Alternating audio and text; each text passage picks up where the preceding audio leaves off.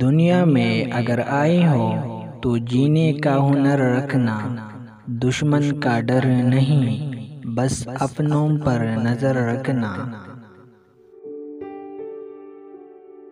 رکھ لو آئینے ہزار تسلی کے لیے، پر سچ کے لیے آنکھیں ملانے پڑے گی۔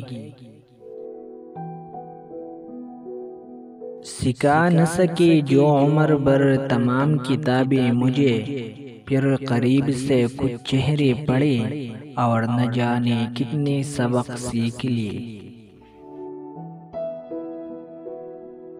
چہرہ دیکھ کر انسان پہچاننے کا ہنر تھا مجھ میں، تکلیف تو تب ہوئی جب انسانوں کے پاس چہرے بہت تھے۔ کسی کی ذات کا اعتماد حاصل کرنے کے لیے اپنے ذات کا ایک ٹکڑا توڑ کر اسے دکھانا ہوتا ہے۔ آپ اس شخص کو کیا بدلو گے جسے اپنے اندر کوئی غلطی اور خرابی ہی نظر نہیں آتی؟ جو برا کہیں تو چپ ہو جاؤ، جو ستائے تو صبر کر لو۔ خدا کی قسم ایسی طاقت بنو گی کہ پہاڑ بھی راستہ دیں گے۔ رنگین باتیں کر کے معصوم زندگیاں سیاہ کرنے کا ہنر نہ جانے کہاں سے آتا ہے لوگوں میں۔ رب دے کر بھی آزماتا ہے اور لے کر بھی آزماتا ہے۔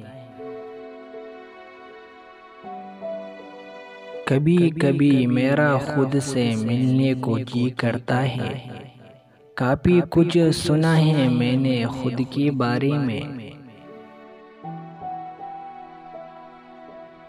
نفرتوں کے شہر میں چالاکیوں کے ڈیر ہے، یہاں وہ لوگ رہتے ہیں جو تیرے منہ پر تیرے ہیں اور میرے منہ پر میرے ہیں۔ چالاکیاں اور ہوشیاریاں صرف دنیا میں ہی اچھے ہیں، آخرت میں کیا کرو گے؟ فرشتے تو سارا حساب لکھ کر بیٹھے ہیں۔ چالاک اور عقل مند میں یہ فرق ہوتا ہے کہ چالاک لوگ اپنی تمام زندگی اس دنیا میں جینے کا گر سیکھنے میں گزار دیتے ہیں اور عقل مند لوگ زندگی جیتے ہیں۔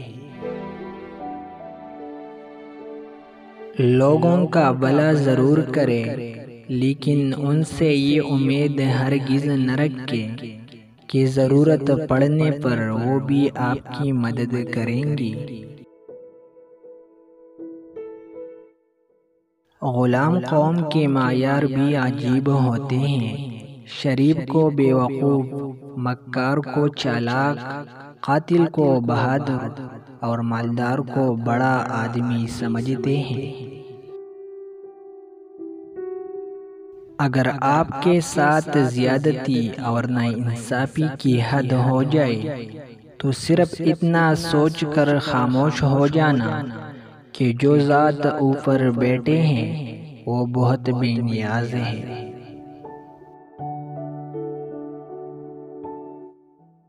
اگر منافق اور بدتمیز کا فرق کیا جائے تو بدتمیز اتنا خطرناک نہیں ہوتا جتنا منافق ہوتا ہے۔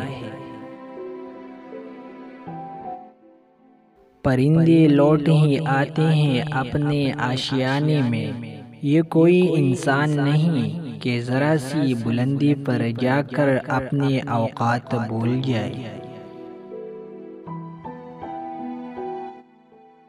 کچھ لوگ آپ کی جذبات کے ساتھ اتنی چالاکی سے کھیلتے ہیں کہ آپ ہر چیز کے لیے خود کو ہی قصوروار سمجھتے ہیں۔ زندگی میں کوئی غلطی اتنی بڑی نہیں ہوتی ہے کہ کہ اس غلطی کو زندہ رکھنے کے لیے زندگی کا گلا گھونٹ دیا جائے۔